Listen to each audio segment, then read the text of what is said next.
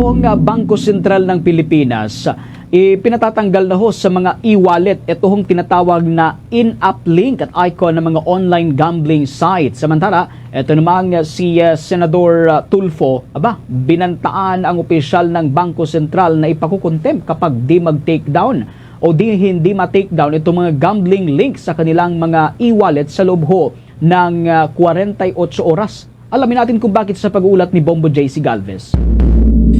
Pinatatanggal na ng Bangko Sentral ng Pilipinas ngayong araw ang links at in-app features ng e-wallet platforms kaugnay ng online gambling sites. Itong kinumpirma ni Bangko Sentral ng Pilipinas Deputy Governor Mamerto Tangonan sa pagdinig ng Senate Committee on Games and Amusement.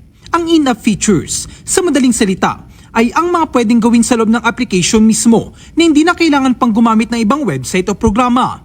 Ipinaliwanag ni Tangonan ang pagbibigay ng 48 oras ay para magkaroon ng oras na tanggalin ng mga in-app link at icon patungo sa online gambling sites at para mabigyan ng panahon ng mga consumer na ma-withdraw kanilang pondo mula sa online gaming accounts bago tuluyang alisin ang mga link.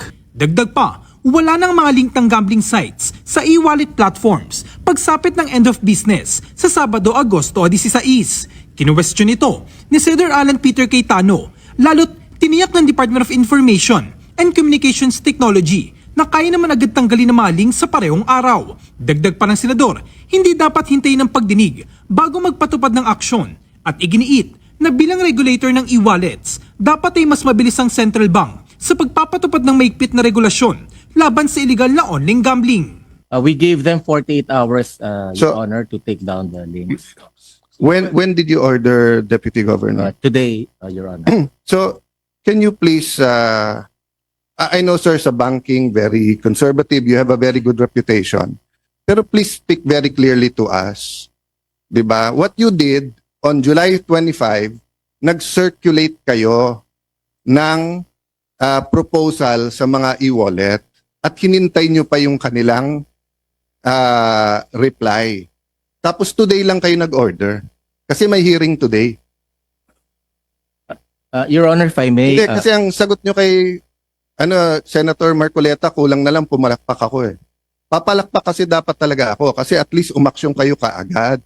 Kasi yung governor nyo, ang ganda ng statement, dapat daw mahigpit. Pero wala namang aksyon. You know, I will go to... I will stop there, Deputy Governor. But be very clear here kasi hindi lokohan tong hearing na to eh. Sinabi naman ng BSP na layunin nilang bigyan ng sapat na oras ang lahat ng e-wallet operators para matiyak ang pagtanggal ng links at maipaalam ito sa publiko. Ngunit nanindigan si Cayetano na mas malagang agarang aksyon upang maiwasan ang dagdag na biktima ng sugal online. Your Honor, it's because of that reason to give them time to take them down, lahat sila, and also to give adequate or prompt information to the public. So, for... Sir, number one, July 25 pa yung memo nyo. At pumayag sila. So, alam na nila. So, naghahanda na sila. Oh, number two, the public, sila nga ang biktima eh. Sila ang biktima. Why do they need to notice na kung gusto nilang sugal, they can do it otherwise, but they do not go to the link. Anyway, I'm taking up too much time, but sir, please, I look forward to working with you. I'm sorry, ikaw yung nandito in the central bank, pero central bank is one of the most respected institution na may political will dito. Ang monetary board is independent. So, pag sinabi yung decisive yung action, decisive tayo. Yeah. Diretsa namang tinanong ni Senator Erwin Tulfo si Deputy Governor Mamerto Tangonan kung pinayagan ba nilang maisamang online gambling sa operasyon ng mga e-wallet. Ayon kay Tangonan, pinayagan lamang ng BSP ang remittance sa mga lehitimong transaksyon. Ngunit iginit ni Tulfo na malinaw ang utos na dapat alisin ang lahat ng gambling features sa mga e-wallet. Babala ni Tulfo na kapag lumagpas sa itinakdang deadline at nasa e-wallet pang mga sugal, ay papakontempt ang opisyal. Kailan mo magtatapos itong 48 hours? It starts from today. Kailangan po matatapos. Anong araw po yan? That's 2 days sa Saturday, Your Honor. Sa Saturday. So sa Saturday, in-expect natin na committee na ito na wala ng games dyan sa e-wallet na yan. Sa, By Sat- end of Saturday. Sa Saturday. Opo. Anong oras po sa Saturday? Umaga, tanghali, gabi?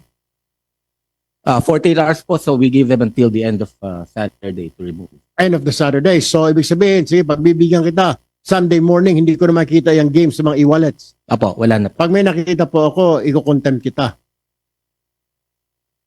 Pwede po. Para malinaw po tayo, hindi yung, sabi nga ni Senator Cayetano, wag mo ninyo biro-biruin ng komite na ito. We have a problem. We have a crisis. Hindi po ito basta-basta. We are facing crisis, Mr. BSP, sir.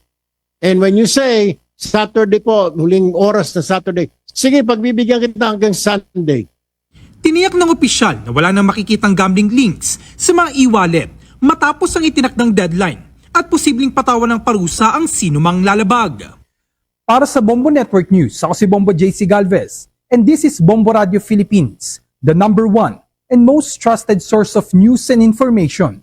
Basta Radio, Bombo! For the most trusted source of news and information, visit our website at www.bomboradio.com. Follow us on Bombo Radio mobile app, Facebook, YouTube, TikTok, and X, formerly Twitter. Like, share, and stay connected. Anytime, anywhere.